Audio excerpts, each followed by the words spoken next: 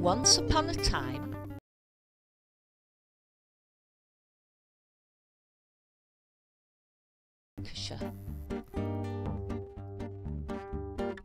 something lurks in the bottom of the garden.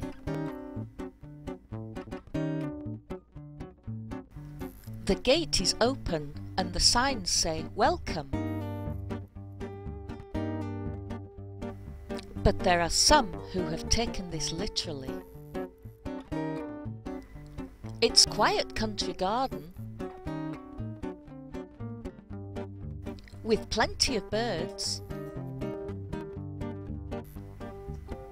and handsome princes. And if you're lucky, you may see a ladybird or two, and certainly plenty of butterflies.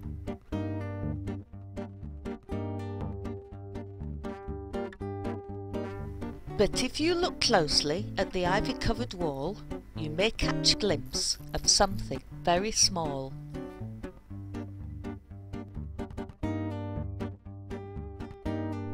Apodimus sylvaticus. Is it a bat or a platypus? With a waffly nose and such delicate toes, you'd be right to suppose that it's tiny, and you could, if you chose, watch it up close. No, it hasn't got a body that's spiny.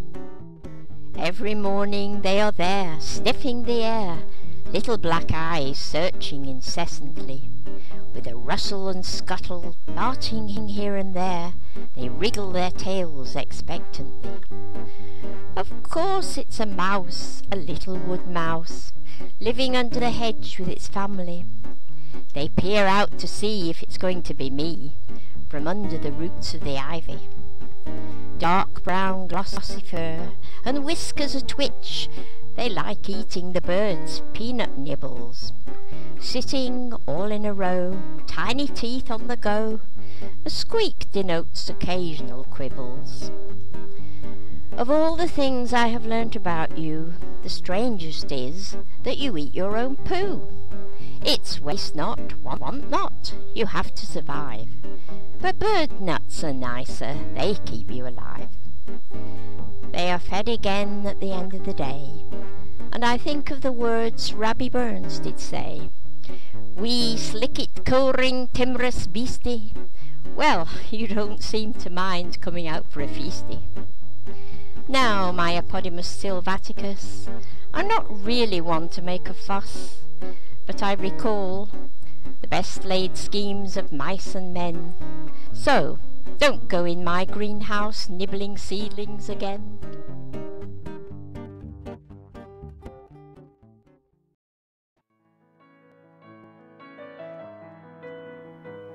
Mice.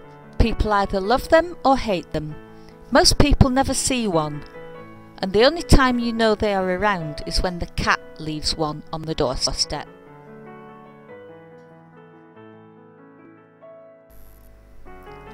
When a mouse moved into my mother's garden in the spring of 2010 and was spotted feeding on scraps dropped from the bird table, no one had any idea of how captivated we would become of this little creature and the rest of her family. To most people she was just a little brown mouse, but this was no ordinary mouse. This was Apodimus sylvaticus, a wood mouse. She was pregnant and she was about to change our lives in the most astonishing way. The weather was still very cold and my mother felt sorry for this mouse, so she left some food out for her. Of course the inevitable happened. One mouse became two, two became four, and during the course of that year, with my mother's regular handouts, the family grew so large it was impossible not to notice them in the garden. Especially if their favourite homemade peanut butter pudding was on the menu.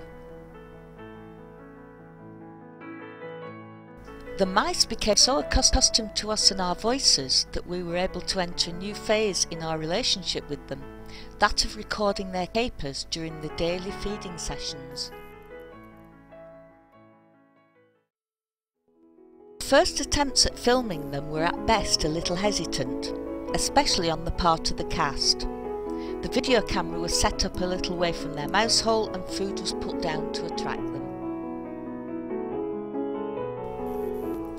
Right on cue, the mice came out one by one to grab a morsel, but they rushed back under cover to eat it.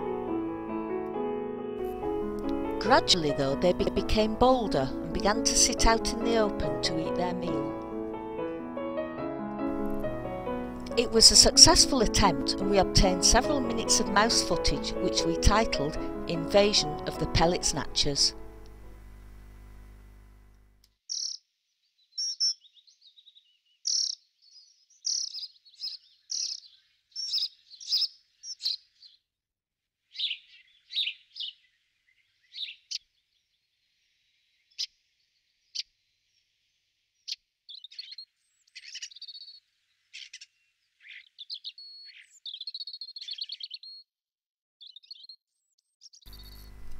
Thrilled with this success, we discussed other aspects of filming which would hopefully produce more interesting results.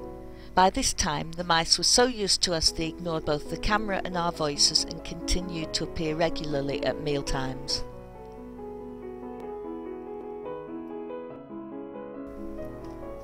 Also, my mother had discovered that one or two of the mice were very brave and had started to take food from her fingers.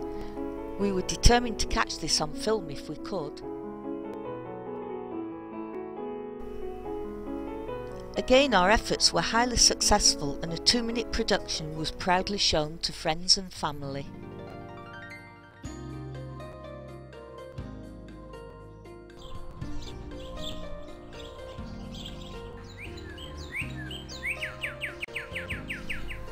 At first my filming was done without a tripod and was subject to camera shake, but we were lucky enough to film a couple of mice taking food from Mother's fingers almost immediately. They must have been very hungry.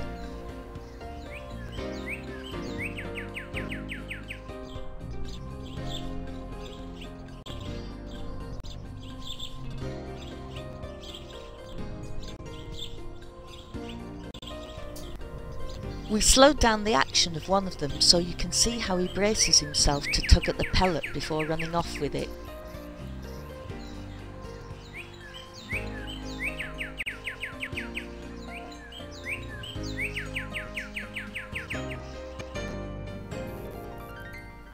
This was exciting stuff, and while the mice continued to feed, we put our heads together to find other ingenious ways of filming their antics. Maybe we could go further and teach them some tricks.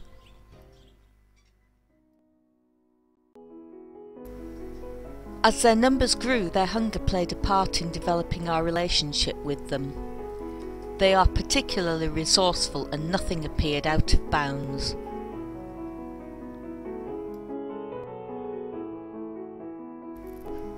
Bird food was fair game, and they showed amazing agility as they swung on the smallest of stems to reach the bird nuts.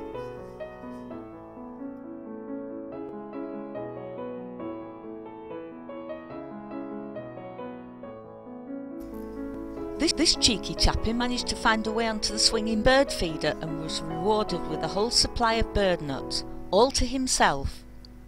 Occasionally he pulled his head out to look at me with his beady black eyes, but those jaws never stopped munching. And if my mother was late serving afternoon tea, a scout would climb the sunflower stalks to peer in at the kitchen window. Placing the camera on a low tripod at feeding time often revealed little gems like this young thrush whose successful worm hunt was captured on our digital card.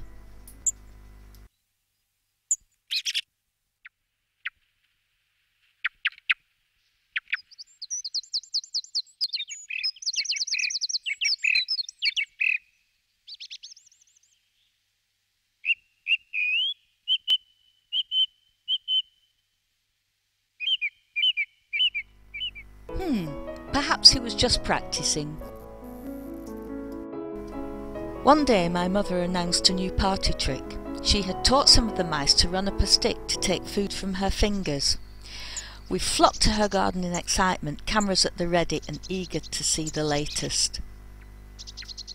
We were not disappointed either. Several mice were willing to perform this little trick, and we watched in amazement. If we slow down the action, we can see how agile these tiny creatures really are. See how they use their long tails to keep their balance, even in really tight situations. Here's a mouse view of my mother at the top of the stick with food in hand.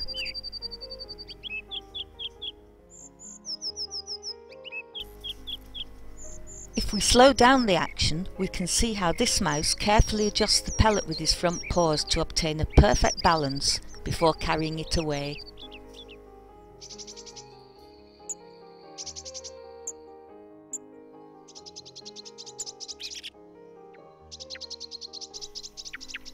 They are such agile little things. Watch how this mouse misjudges the leap and uses her tail to counterbalance so she doesn't fall off.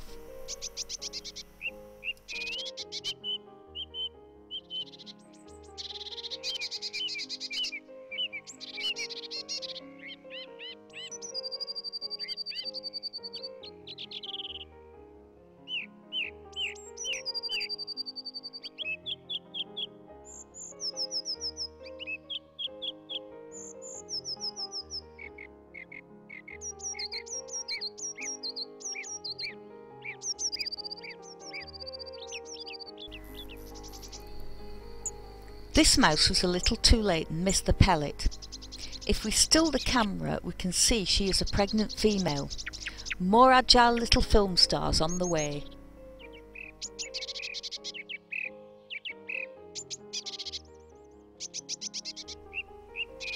One day for my mother's birthday, I presented her with a table for the garden.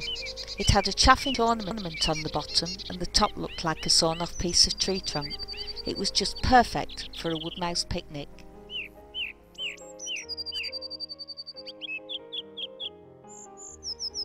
Very quickly the mice learnt how to find food at the top of the stick, and more came up to share the bounty.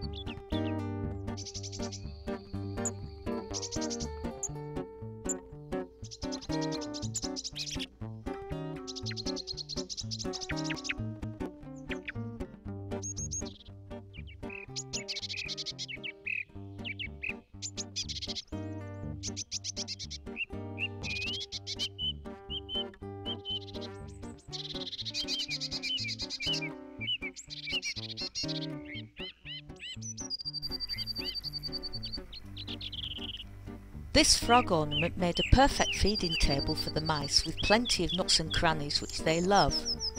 This little baby found some food smeared on the frog's lips and wasn't letting it go to waste.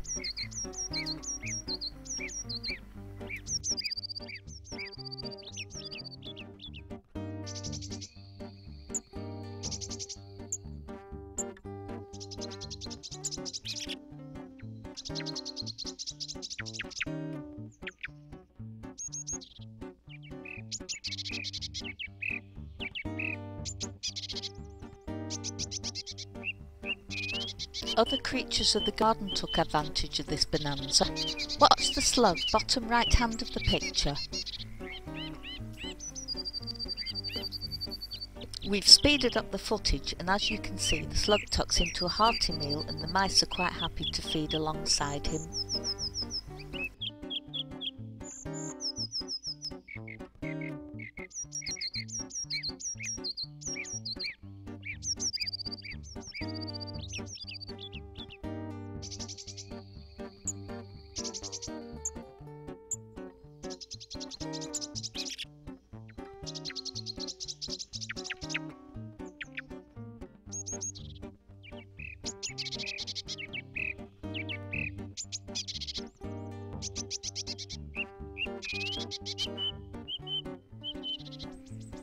On the whole, the mice seem to feed together quite amicably, but there are odd occasions when tempers flare.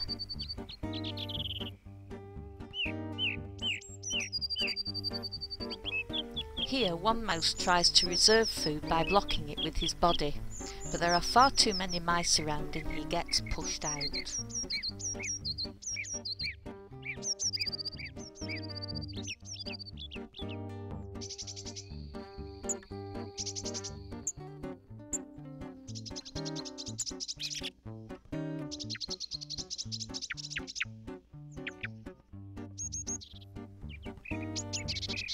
Here, a pregnant female loses patience and pushes a youngster away with her foot.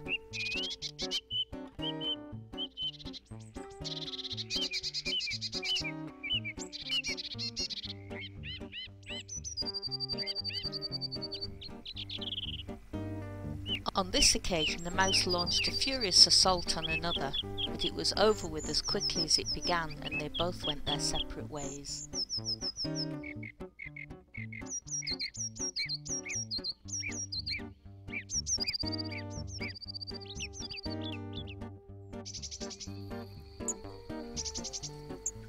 One young mouse has learnt that scare tactics will drive away another mouse and leave the larder all for himself.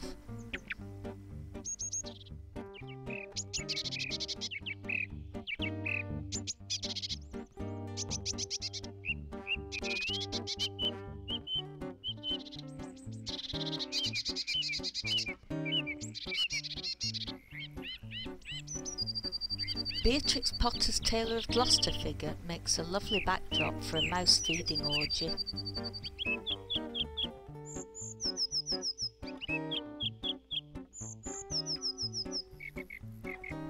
The tailor is almost obscured as the mice shuffle to hoover up every last morsel of food.